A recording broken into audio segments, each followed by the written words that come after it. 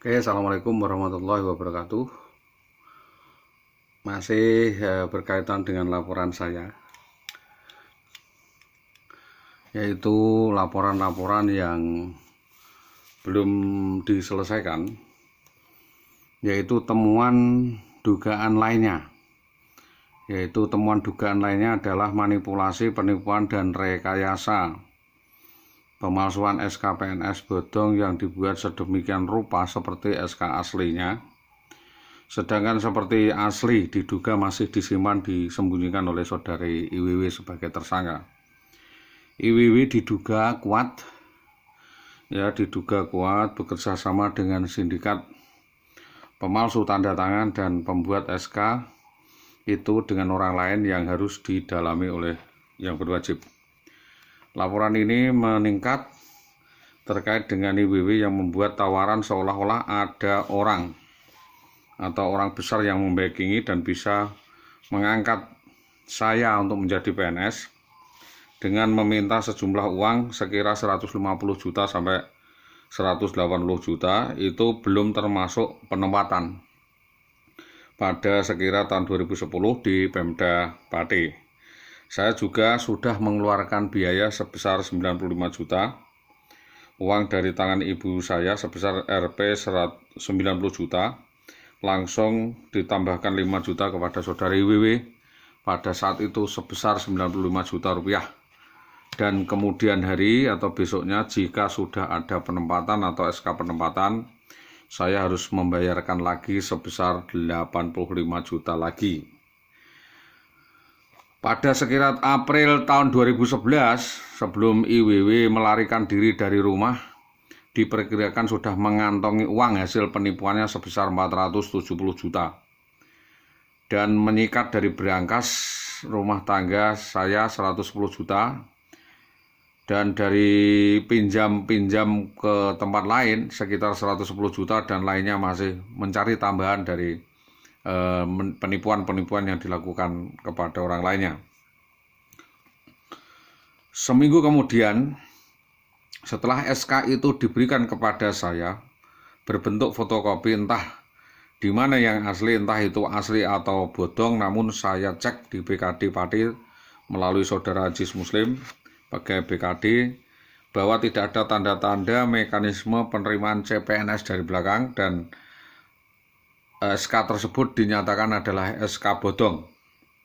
Ya, waktu itu Bupati masih Bapak Tasiman. Dan dengan cara tahu-tahu dapat SK seperti itu, selama itu pun saudari IWW meminta tambahan untuk mengurus penempatannya, untuk ini, untuk itu, katanya dengan Pak JS. Entah kebenarannya adalah yang mengetahui saudara IWW sendiri. Saya terus ditagih terus sisa uang pembuatan SK itu untuk penempatan, namun saya belum bisa memenuhi, sehingga itu menjadi alasan saudara IWW melarikan diri dari rumah. Jawaban saudara IWW waktu itu adalah uang segitu aja, kecil segitu aja, miliaran saja saya bayar semua. Jadi kalau saat tanya uang segitu banyak dipakai apa, apakah ada kaitannya, lalu dia tersinggung dan meminta cerai atau meminta pisah dan merekayasa kasus pergi dari rumah dengan oknum anggota Polres Pati atas nama Bribka Bambang Permadi tersebut dengan bantuan kurir. Sepulang pamit dari rumah itu kami berjalan ke rumah Mukhid, datang Bambang Permadi dan besut. Selang 3 menit habis peristiwa pertikaian kecil atau cekcok kecil menuju pulang sekitaran tikungan Jalan Mojolawaran Gabus, Bambang Permadi menyeret saya dan menganiaya saya bersama dengan orang lain. Ada yang memukul dan menjotos kepala saya dari belakang dan teriak-teriak, pateni wae dan sebagainya. Dan ada yang berlagak sok pahlawan menolong. Samar-samar Bambang Permadi itu membawa kabur anak dan istri saya. Samar-samar Bambang Permadi bawa saya kembali ke rumah Haji Mukhid dan semua barang-barang saya, dompet, STNK, kartu HP dan HP semua disita, dirampas oleh saudara Bambang Permadi. Jadi dompet, STNK, kartu HP, HP Nokia merah dan cross hitam semua disita dari tangan saya dipideng dan digogoni saku saya. Jadi saya digerogoi dan dibawa semua barang-barang saya. Saya hanya bisa menangis dan diam saja tertekan, depresi, dan dalam hati kami tidak tahu apakah itu tim benar dari kepolisian yang dipimpin Bambang atau diduga adalah teman-temannya Bambang CS atau Yusuf dan CS. Pada intinya bahwa kasus kejadian IWW dibawa lari oleh oknum anggota polisi ini selanjutnya disembunyikan di rumah Bambang Permati sendiri atau di rumah Sri Tomo dan atau tempat lainnya berdasarkan keterangan Genjik, Sanuri, Purwaito, Parjono, Digdo, Ririn Gunadi, Petengan, Suntari, dan Rakiman Bodeh.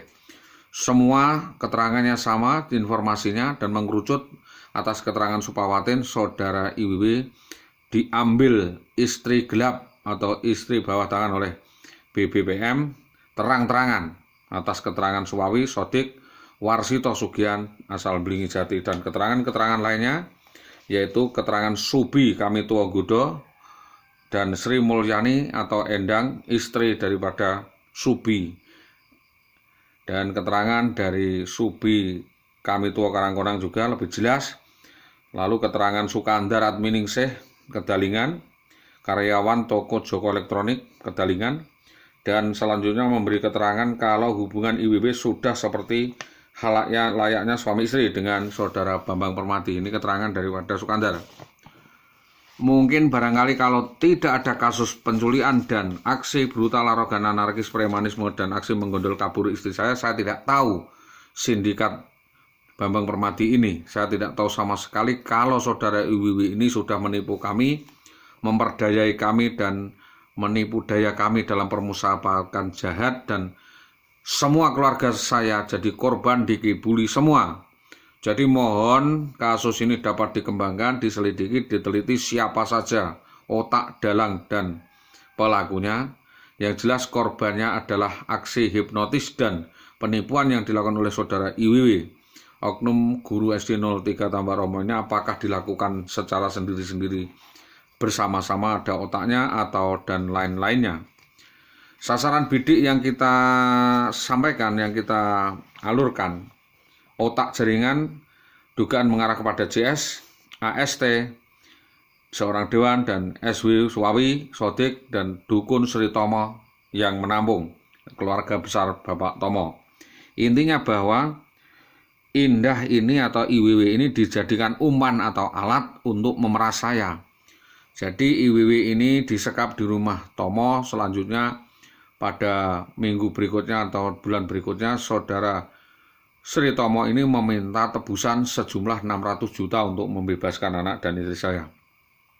Intinya Indah dijadikan alat ATM untuk menipu daya saya, dan uangnya yang memanfaatkan adalah Dukun Cabul Sri Tomo. Ini atas keterangan Supawatin.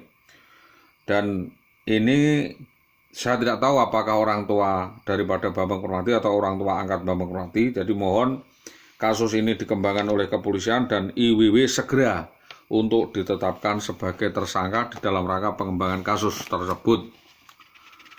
Setelah uang itu diambil, ya, setelah uang saya itu habis, disikat habis, dikuras, dan sulit mencari talangan lagi, uang sebesar itu lalu saudara IWW nembung lagi ke Joko Tanggel.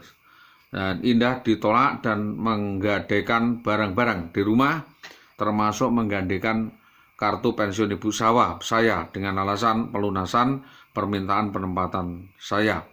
Maka atas hal ini kepolisian juga diminta dapat mengungkap sindikat jaringan pemalsu SK Bodong yang diduga kuat. Jaringan ini sindikat yang diketahui oleh Indah atau IWW atau justru dilakukan oleh IWW sendiri atau merekayasa, memfotokopi, dan memalsukan dalam rangka menipu daya kami.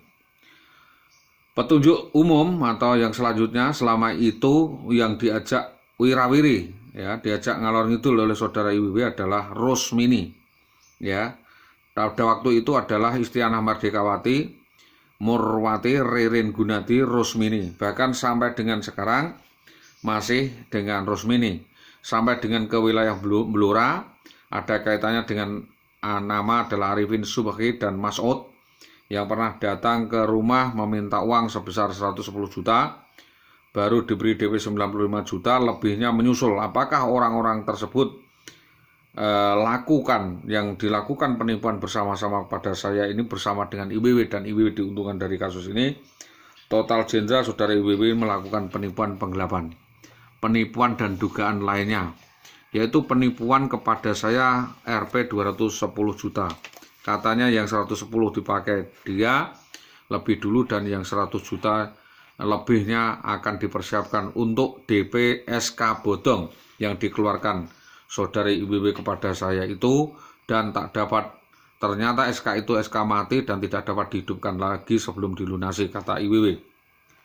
Karena mulai adanya kecurigaan dengan gelagat Saudara IWW ini, maka kami meminta kepolisian mengejar terus kasus ini sampai saat awal penipuan tentang pengangkatan PNS itu saya kejar terus. Bahkan saat silaturahmi di rumah Bapak Muhid, saya juga bertanya, uang sebanyak itu kamu pakai apa?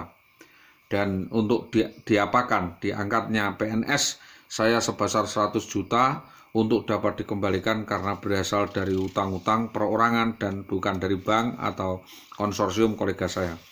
Ujung-ujungnya Saudara IWW ditanyai soal utang itu, dia merasa tersinggung dan kalap, lalu marah-marah dan memanggil pacarnya atau gendaknya, kekasih gelapnya atas nama Bribka Bambang Permadi, untuk mengkriminalisasi dan mempersekusi saya, menghadang saya di tengah jalan, mengkriminalisasi saya di depan rumah Muhid sampai dengan depan Masjid Mojolawaran yang dilakukan penculikan tersebut.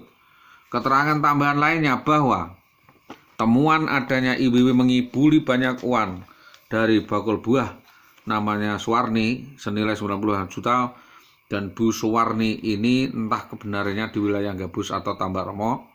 Perlu diketahui juga bahwa sekitar 2 bulan sebelum IWW kabur dari rumah dengan drama penculikan perampasan di Mojolawaran Gabus, saya ingat setiap sekte tiap malam selalu ada tamu laki-laki datang ke rumah saya di Desa Karangkonang, terutama adalah Sukandar Adminingsih. Selama seminggu datang ke kamar, langsung mengendap-endap di kamar Saudara IWW. Laki-laki namanya Sukandar itu masuk keluar kamar IWW, memeriksa kasur, dan tampaknya sudah akrab dan berkomunikasi seolah berhubungan suami istri. Alasan kalau Sukandar ini mengantar KTP istrinya dan mengurus penempatannya, dan Sukandar ini saya dengar mengajak Saudara IWW tidur di kamarnya, di rumahnya di Kedalingan, Tambak Romo. Dan melalui IWW juga dugaan IWW ada kaitannya khusus dengan Jayu Setianto atau JS. Banyaknya kejanggalan kasus itu semakin saya temukan 2 tahun pasca Saudara IWW lari dan sangat sulit dihubungi, baik di sekolahan maupun di kos-kosannya yang di rumah Sri Tomo, karena ada keterlibatan pihak lain. Dari sini ditarik benang kesimpulan bahwa kasus ini belum selesai, dan kami meminta kepolisian bekerja ekstra keras di dalam mengungkapkan kasus ini, jangan sampai ketinggalan. Karena apa? Ini menjadi bahan komunikasi dan fasilitasi pertukaran informasi, di mana keputusan ini menjadi hal yang tidak didelegasikan. Maka dalam hal ini saya tidak benar-benar akan memasuki wilayah daripada konstruksi bangunan gedung. Berbagai pengalaman yang sudah kami ketahui bahwa saya tidak akan benar-benar mengerti dan menerangkan apa yang akan disampaikan, mana yang diinginkan, mana yang diketahui.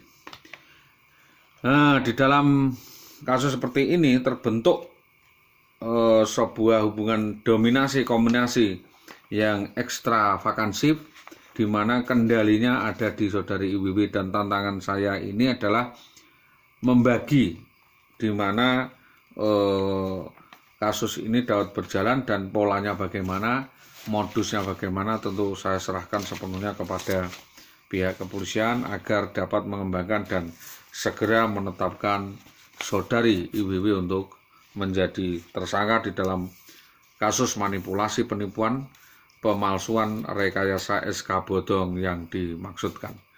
Demikian, terima kasih atas perhatiannya dan mohon maaf atas kekurangan. Assalamualaikum warahmatullahi wabarakatuh.